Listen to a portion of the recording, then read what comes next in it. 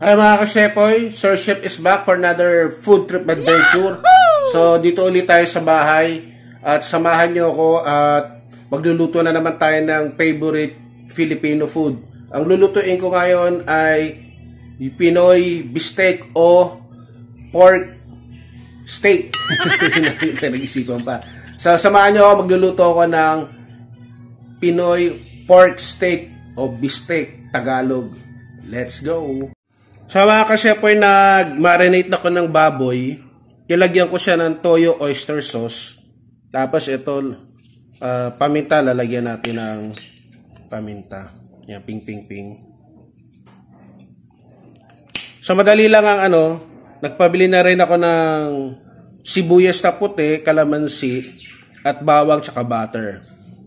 So, lalagyan natin ito para pampa-effect. Wow. Steak. Ang tabay lang kaya, wait lang. Okay, nag-ready lang ako ng bawang. Tapos, dalawang klaseng sibuyas. Yung iba, pag Tagalog talaga to, ako gusto ko may puti kasi matamis-tamis. So, kukombine natin. Tapos, eto na yung baboy. Marinated na yan. Nilagyan ko na yan ng kalamansi. No? Tara, luto na tayo. So guys, nagpainit na ako ng kawali. Lagay tayo ng mantika.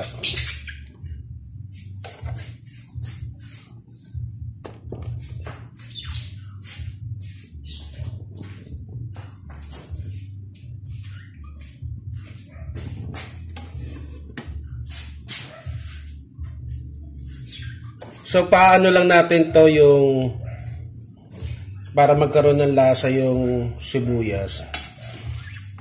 Pero hindi natin pipritong-prito to, Gusto natin yung lumabas lang yung flavor niya, yung natural flavor ng sibuyas. Para sumarap, Tanggalin natin yung bloopers, yung balat.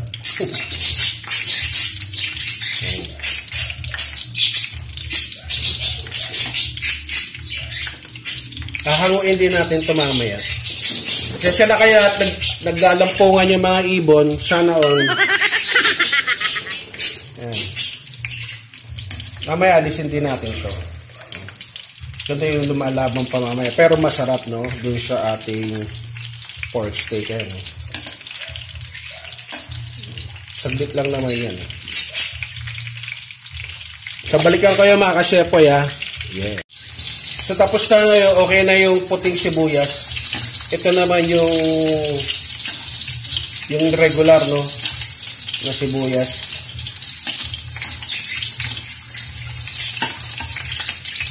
Binawasan ko nga pala yan, yung mantika.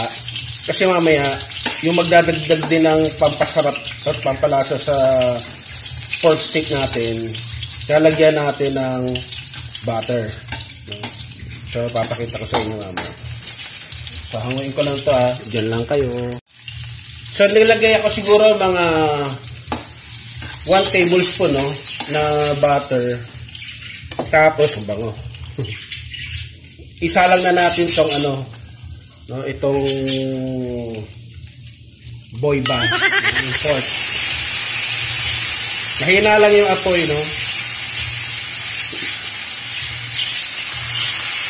Yan, ganyan lang muna mga ka-Shepoy.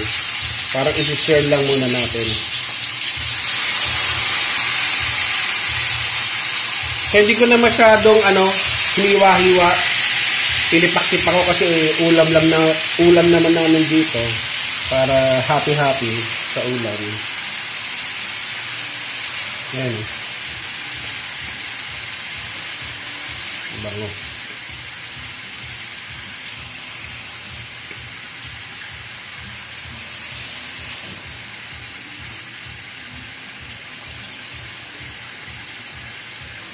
So hindi na ako naglagay ng mantika, binawasan ko pa yung kanina.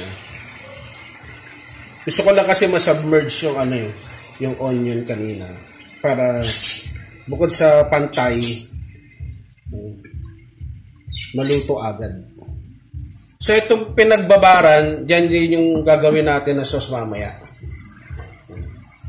So balikan ko kayo ulit para hindi tumagal yung video.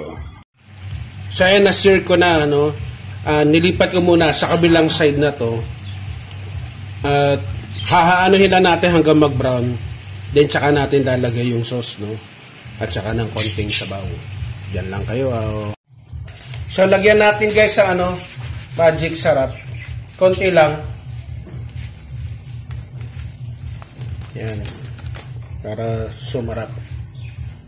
So nilagay ko na pala yung bawang, ginisa ko na siya, no? Sinutay ko na siya.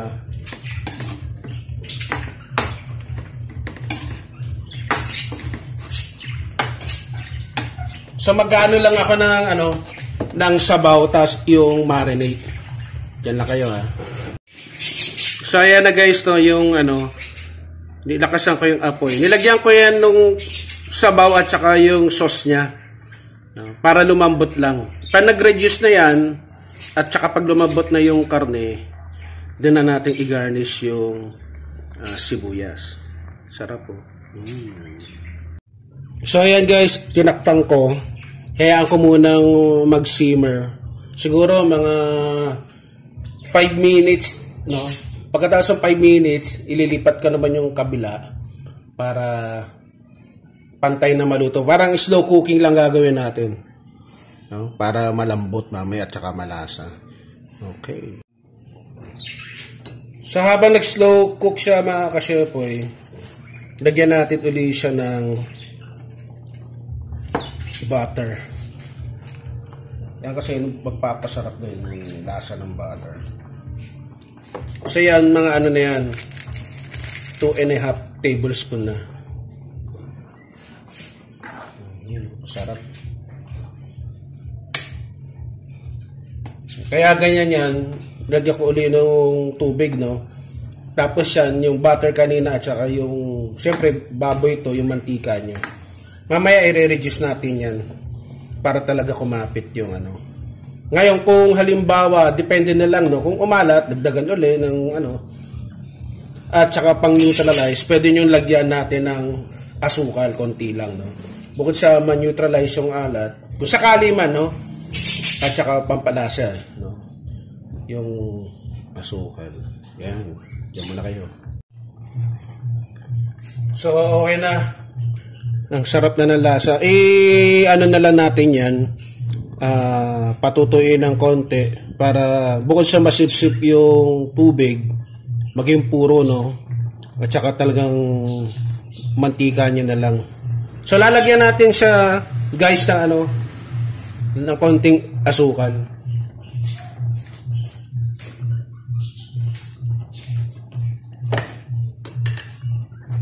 So, konti lang. Yan.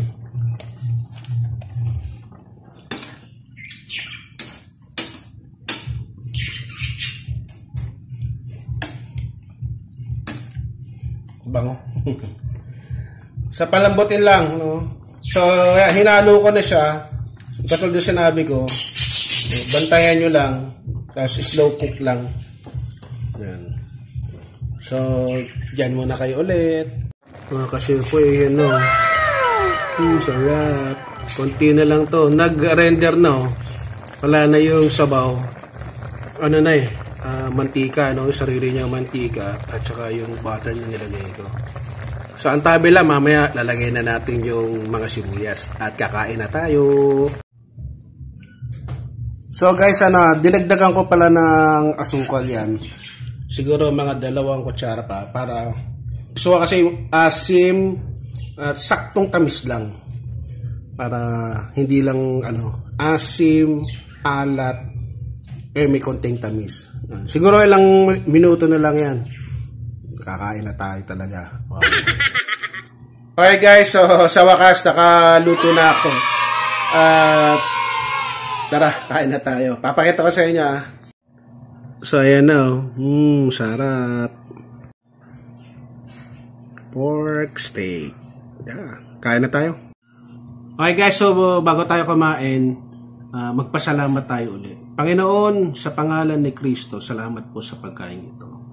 Amen. Tara, let's eat. So, ano muna, papakita ko sa inyo. Ito muna as is. Ang init. wait lang. Ayan. So, yung ibang mga sibuyas, ilagay ko na dun sa pinakaulam namin. So, ito. Hinay lang ha. Ang laki. Okay, first bite. Wow! Ang sarap.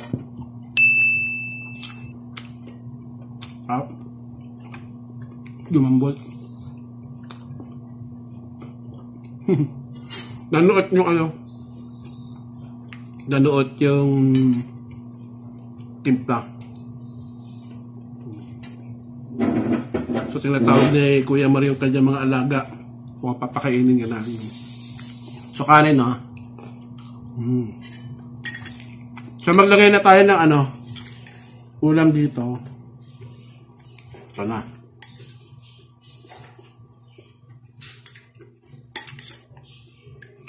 Yan na. Ito na. Oh, yeah. Sarap. Pasensya na si Kuya Mare, papakainin niya ata yung ano, mga pets na nasabay pa sa pagbablog ko. Kung may pagkain pala kayo, sabay tayo. Sarap.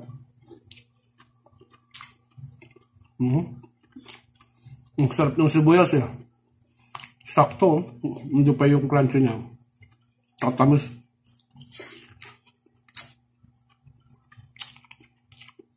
Slow cooking lang. No? Tapos pagka medyo matigas pa, ako nilalagdagan ko ng sabaw. Hanggang sa nakuha ko yung lambot niya. Ayun. Para hindi rin matuyo. Saka ito nga lambot.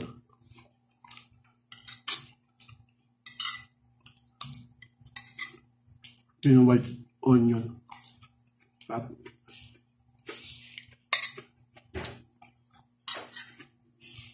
So bago ko ubusin ito mga kasepoy, please help my channel to boost my YouTube channel. Kailangan ko po na yung views nyo. Sayang naman po yung effort ko kung wala naman nanonood. At katulad nito, Easy Pinoy Recipe, gayahin nyo po, no? At sa lahat po, no, please subscribe. Sa mga hindi pa nagsasubscribe, like, comment, share. At kung mayroon pong lumalabas na patarsa sa inyo, please, no, don't skip the ads. And then, kung may gusto kayo suggestion, comment na kaya kong gawin, at hindi naman din offensive yung kanyang sasabihin, you are free to comment down below. At sa mga nag-subscribe, please hit the notification bell. Pakilagay po sa all para abisuhan kayo ng YouTube pag meron akong bagong video. So, dyan muna po kayo. Ingat po sa atin lahat. Yay! Wear pa!